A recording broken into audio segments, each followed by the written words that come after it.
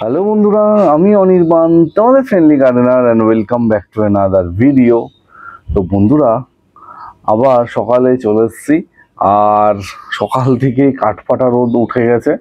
তো এই ওয়েদারটা এই বছর এত মানে কি কষ্টদায়ক হচ্ছে যে কিছু বলার নেই। সব থেকে বেশি কষ্ট পাচ্ছে আমাদের গাছেদের কষ্ট সব থেকে বেশি। আর ইদানিং প্রচুর অগণিত বন্ধুরা আমাকে মেসেজ করে, ফোন করে, কমেন্ট করে একটা কথাই বলছে, অনির্বাণ গরমে গাছ একদম বাঁচাতে পারছি না, গরমে গাছ মারা যাচ্ছে, কিছুতেই কিছু হচ্ছে না, কি করব কিছু বুঝতে পারছি না, যা করছি বিফলে চলে যাচ্ছে।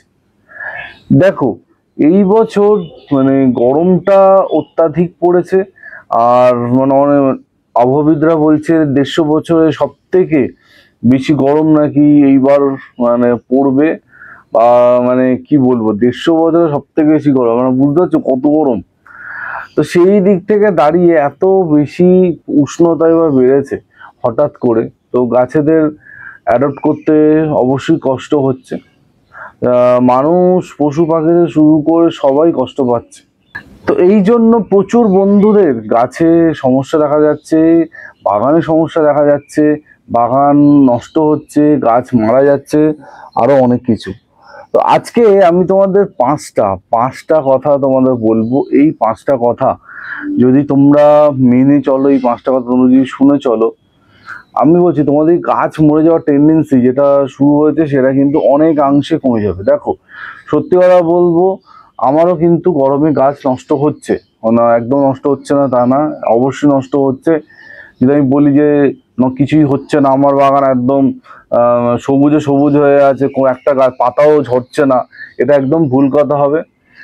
কিন্তু গাছের কষ্ট হচ্ছে মানে এই না যে পুরো গাছটাই নষ্ট হয়ে যাবে বা গাছটা শেষ হচ্ছে, সেটাও হচ্ছে না।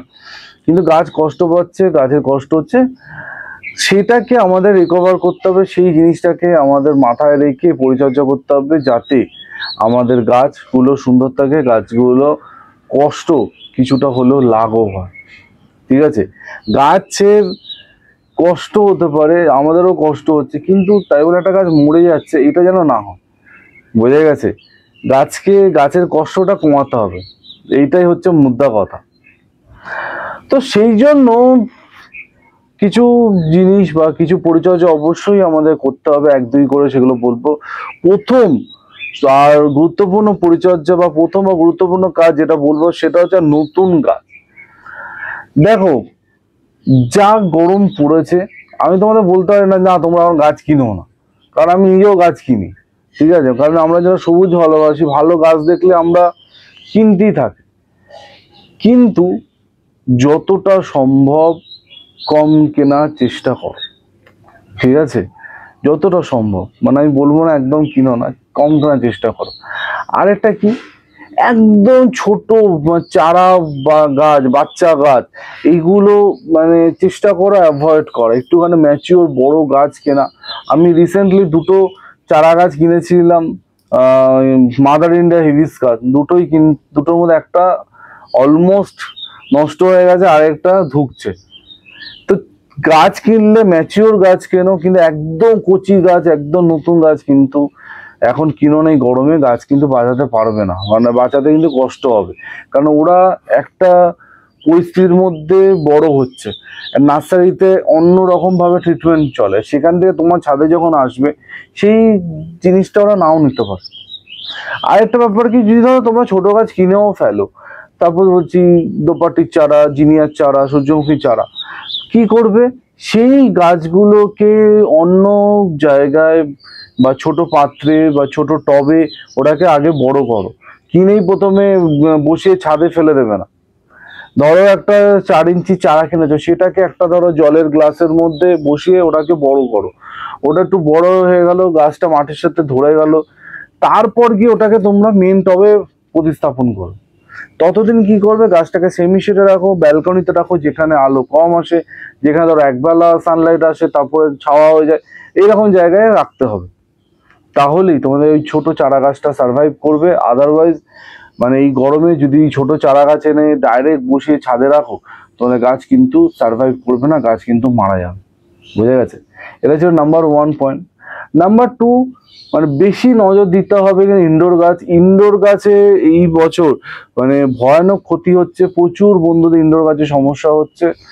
তো ইনডোর গাছগুলোকে ব্যালকনিতে যদি থাকে, সেই ব্যালকনিতে যদি সকাল 10টার পরও রোদ আসে, তোমাদের কিন্তু ব্যালকনিতে অন্য রকম ব্যবস্থা করতে হবে। যা গরম পড়েছে ইনডোর গাছগুলোতে, সকাল 9টা অবধি সানলাইট আসলে এনাফ, আর ওর কোনো সানলাইট দরকার নেই। 9টার পর ধরো 10টা 11টা 12টা অবধিও যদি তোমার ব্যালকনিতে সানলাইট আসছে, বা যেখানে তুমি গাছ রেখেছো সেখানে সানলাইট আসছে, তো তোমাদের কিন্তু একটা গ্রিন নেটের ব্যবস্থা করতে হবে। অনেক বন্ধুরা আমাকে বলছে অনির্বাণ গ্রিন নেট কিনে, গ্রিন নেট লাগানোর মতো জায়গা নেই ব্যালকনিতে। আমি বললাম গ্রিন নেট না কেন, মোটা চাদর যেগুলো হয়, মোটা যে বিছানার চাদর আছে, সেগুলো তোমরা ব্যালকনিতে কিন্তু টাঙাতে পারো। ওগুলোতে কিন্তু মানে জল মানে আলো ডিফিউজ হয়। কি করবে, চাদরটা টাঙিয়ে দিলে, চাদর টাঙিয়ে দিয়ে জল দিয়ে পুরো চাদরটা ভিজিয়ে দেবে, স্প্রে করে জল দিয়ে পুরো চাদরটা ভিজিয়ে দিলে, ওই যে মানে ভিজে গেলে এরপর যখন সানলাইটটা ওর মধ্যে পড়বে, তখন ওই জলটা ভেপোরাইজ হয়ে তোমাদের যে মানে ব্যালকনি যে ওয়েদারটা আছে বা আবহাওয়াটা আছে, কিছুটা হলে 1-2 ডিগ্রি হলেও কিন্তু কমাবে। তো এটা একটা ট্রাই করে দেখতে পারো, এটা আমি করি, তাই জন্য সেটাই তোমাদের সাথে শেয়ার করলাম। তো ইনডোর গাছের উপর বেশি করে নজর দিতে হবে, যাতে তোমাদের গাছগুলো কিন্তু সুস্থ সবল থাকে। নাম্বার 3 পয়েন্ট কি, নাম্বার 3 হচ্ছে মাটি। তোমরা নতুন গাছ আনছো, এনে এমন মাটিতে বসিয়ে ফেলছো যে মাটিটা কিন্তু গাছেদের জন্য একদম ঠিক না, প্রচুর রিচ সয়েলে বসিয়ে ফেলছো। হ্যাঁ অবশ্যই কিছু গাছ আছে খুব রিচ সয়েল পছন্দ করে, যেমন বোগানভেলিয়া আছে, তারপর আমাদের জবা আছে। কিন্তু রিসেন্ট তোমরা বোগানভেলিয়ার ভিডিও দেখেছো, আমি গরমে যখন বোগানভেলিয়া বসেছি, মাটি বালি ভার্মি কম্পোস্ট প্লেন, তার মধ্যে কিন্তু বোগানভেলিয়া বসিয়েছি।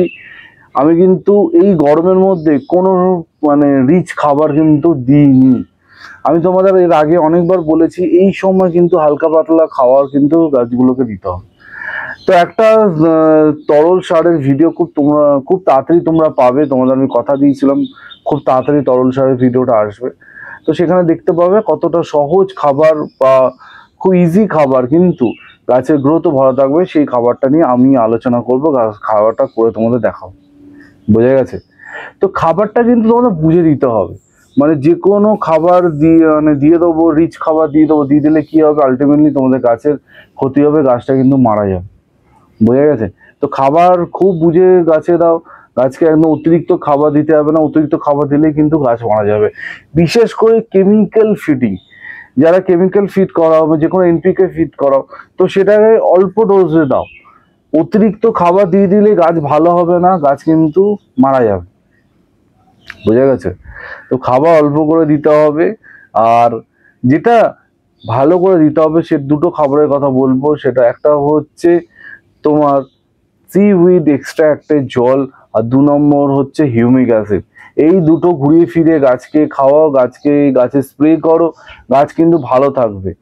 এইগুলো বলতে পারো গ্লুকোজের কাজ করে, ঠিক আছে? গাছে স্প্রে করতে পারো, গাছে গোড়া দিতে পারো, তোমাদের যেটা খুশি সেটা কিন্তু করতে পারো। বোঝা গেছে? তো এই দুটো করো। এরপরে একটা খুব গুরুত্বপূর্ণ পয়েন্ট বলবো, সেটা মানে নতুন বাগানীদের ক্ষেত্রেই বলছি। দেখো, আমি অনেক রকম ভাবে গাছ বসানো দেখাই, অনেক রকম ভাবে গাছ করা দেখাই। এবার তোমরা ধরো মানে একদম নতুন বাগান শুরু করেছো, এবার তুমি কি করলে, হঠাৎ করে এমন একটা পটিং মিডিয়াতে গাছ বসিয়ে দিলে যেটা সম্বন্ধে তোমার আইডিয়াই নেই, তুমি মাটিতে গাছ করাই এখনো ভালো করে শেখাওনি। তুমি কি করছো, সিন্ডারের মধ্যে গাছ বসিয়ে দিচ্ছ, তুমি কোকোপিটে গাছ বসিয়ে দিচ্ছ। আলটিমেটলি গরমে বুঝতে পারছো না জল কতটা দেবো, জল কতটা দেবো না, করে গাছটা কিন্তু মারা যাচ্ছে। তো যারা নতুন বাগানি, একদম নতুন, এই ধরো 1 মাস 2 মাস ধরো বাগান করা শুরু করছো, এই গরমের মধ্যে কোনো এক্সপেরিমেন্ট করতে যেও না। আর যদি করতে ইচ্ছাও করে, সব গাছ একসাথে সিন্ডারে বসিয়ে দেবো, সব গাছ একসাথে কোকোপিট করে দিলাম, এরকম করতে যেও না। একটা দুটো করে গাছ করো, ওই দুটো গাছ ভালো করে করতে পারলে তারপর পরের গাছগুলোতে যাও। অনেকে কিন্তু এই ভুলটা করছো, এই ভুলটা থেকে কিন্তু দূরে থাকো, এই ভুলটা থেকে কিন্তু সাবধানে থাকো, ঠিক আছে? এই ভুলটা করো না, কারণ এই ভুলটা করলে তার খেসারত কিন্তু তোমাদেরই দিতে হবে। বোঝা গেছে? আমি সবসময় তোমাদের বলি যে নতুন কিছু করতে হবে, বাগানে নতুন টেকনিক এখন প্রচুর আসছে, সেইগুলো কিন্তু তোমাদের মাথায় রাখতে হবে, ঠিক আছে? কিন্তু তার মানে এই না যারা নতুন বাগান করছো মানে তোমরা কিছু জানোই না বা নতুন বাগান সম্বন্ধে তোমার আইডিয়াই নেই, তোমরা কি করলে সিন্ডারের মধ্যে গিয়ে একটা গোলাপ বসিয়ে দিলে, সিন্ডার মধ্যে অ্যাডেনিয়াম বসিয়ে দিলে, এই সব গাছ একসাথে সিন্ডার করে দিলে, ফলে কি হবে, তুমি গাছটা আলটিমেটলি বুঝতে পারছো না কি হচ্ছে না হচ্ছে। ঠিক আছে, তো আস্তে আস্তে জিনিসগুলো অ্যাডপ্ট করাও, একবারে সবকিছু পরিবর্তন করতে যেও না, আখেরে তোমাদের গাছের ক্ষতিই হবে। ঠিক আছে, তো আজকে লাস্ট পয়েন্টে যাওয়ার আগে ভিডিওটা এতক্ষণ কিরকম লেগেছে, নিশ্চয়ই ভালো লেগেছে। ভালো লাগলে কি করতে হবে, অবশ্যই লাইক করতে হবে, আর নিচে থাকা রেড কালার সাবস্ক্রাইব বাটনটা ক্লিক করে সাবস্ক্রাইব করতে হবে। লাইক করতে 1 সেকেন্ডও কিন্তু সময় লাগে না। দেখো আমার কথাগুলো শুনতে শুনতে কিন্তু তুমি লাইক করে ফেলতে পারো। করেছো তো, জানি তুমি করেছো। তো আজকে টার্গেট থাকলো হচ্ছে 99 লাইক। দেখি আজকে ভিডিওতে 99 লাইক আসে নাকি। তুমি কিন্তু তোমার লাইকটা করতে ভুলো না। আর আজকে শেষ পয়েন্ট, যেটাই গরমে তোমাদের অবশ্যই মাথায় রাখতে হবে, সেটা হচ্ছে পেস্টিসাইড। প্রচুর বন্ধুদের গাছ নষ্ট হচ্ছে শুধু পেস্টিসাইডস এর জন্য। তোমরা বলতে পারো অনিমা এটা কি করে, দেখো পেস্টিসাইডস এর একটা ডোজ থাকে, এই ডোজ দেবো ওই ডোজ দেবো, কোনটা 1 ml, কোনটা 1.5 ml, কোনটা 2 ml। তো এই গরমে অনেকে কি করছো, পেস্টিসাইডের ডোজে গন্ডগোল করছো, অতিরিক্ত পেস্টিসাইড স্প্রে করে ফেলছো, ফলে তোমাদের গাছ কিন্তু নষ্ট হচ্ছে। সব সময় তোমাদের আমি বলি, যদি অর্গানিক পেস্টিসাইড হয় তাহলে 1 থেকে 1.5 ml, আর যদি কেমিক্যাল পেস্টিসাইড হয় তাহলে 1 ml স্প্রে করো। এই গরমে আমি বলবো আরো কমে দাও। ঠিক আছে, 1 ml মানে ধরো 14 থেকে 15 ফোঁটা, সেখানে তুমি 10 ফোঁটা করে একটা 1 লিটার জলে মিশিয়ে গাছে স্প্রে করো। রিসেন্টলি 2 থেকে 3 জন বন্ধুর গাছ শুধু নষ্ট হয়েছে পেস্টিসাইডের ওভার ডোজের জন্য, বোঝা গেছে। তো সেটা করলে কিন্তু হবে না, তোমাদের কিন্তু এটা মাথায় রাখতে হবে, অতিরিক্ত পেস্টিসাইড গাছে কিন্তু স্প্রে করা যাবে না, বোঝা গেছে। এটা কিন্তু খুব মাস্ট, প্রচুর বন্ধুদের গাছ কিন্তু নষ্ট হচ্ছে। আর যেটা করতে হবে, অবশ্যই অনুখাদ্যের প্রয়োগ করতে হবে, কারণ এই গরমে গাছেদের অনুখাদ্য খুব ড্রেন আউট হচ্ছে। তো যে কোনো অনুখাদ্য মাসে অন্তত 2 বার স্প্রে করার চেষ্টা করো। এখন তো মাটির মধ্যে অনুখাদ্য বেরিয়ে গেছে, স্লো রিলিজ অনুখাদ্য, সেগুলো মাটিতে দেওয়া যায়, সেগুলো দিতে পারো, কিন্তু অনুখাদ্যটাই গরমে কিন্তু দিতে হবে। ঠিক আছে, তো এই ছিল 5টা পয়েন্ট। যেই 5টা পয়েন্ট শুনলে আমি কথা দিচ্ছি তোমাদের গরমে গাছেদের কষ্ট অনেক অনেক কম হবে, গাছ ভালো থাকবে, গাছে কিন্তু সমস্যা কমবে। ঠিক আছে, এরপরেও যদি তোমাদের গাছে নতুন করে কোনো সমস্যা থাকে, অবশ্যই কমেন্ট সেকশনে কমেন্ট করতে পারো, আমি তোমাদের সব কমেন্ট উত্তর দেবো, কথা দিচ্ছি। আর যেতে যেতে সবাইকে মনে করিয়ে দেবো, আমার 50,000-এর স্পেশাল Q&A ভিডিও কিন্তু আসতে চলেছে। তোমাদের মনে যদি অনির্বাণকে নিয়ে কোনো প্রশ্ন থাকে, অনির্বাণের ব্যাপারে কিছু জানা হয়, তাহলে অবশ্যই আমার চ্যানেলে কমিউনিটি পোস্টে চলে যাও, যেখানে পোস্ট বলে দেখবে অপশন আছে পোস্ট, সে পোস্টে ক্লিক করলে দেখবে একটা পোস্ট দেওয়া আছে Q&A উইথ অনির্বাণ। আর ওই কমেন্ট সেকশনে গিয়ে তোমরা তোমাদের মনে যা প্রশ্ন আছে সেটা করতে পারো। হ্যাঁ, অবশ্যই গাছের বাইরে করো, কারণ গাছ রিলেটেড প্রশ্ন তো সারা বছর আমি উত্তর দিই। তো তোমাদের গাছ রিলেটেড প্রশ্ন ছাড়া যদি অনির্বাণ থেকে কিচ্ছু জানতে ইচ্ছা করে, অনির্বাণের সম্বন্ধে কিছু জানতে ইচ্ছা করে, তো অবশ্যই সেই পোস্টের তলায় কমেন্ট করো। একটা দারুণ Q&A, মজার Q&A হতে চলেছে। প্রচুর বন্ধুরা অলরেডি প্রশ্ন করেছে, তা আমি চাইবো আরো বেশি প্রশ্ন আসুক। তো অবশ্যই যারা আজকে ভিডিও দেখছো সবাই Q&A এর কমেন্টে গিয়ে একটা করে প্রশ্ন করেই ফেলো। ঠিক আছে, কালকে দেখা হচ্ছে নতুন ভিডিওর সাথে। টিল দেন সবাই ভালো থেকো আর সুবিধা থেকো, ততক্ষণের জন্য বাই বাই।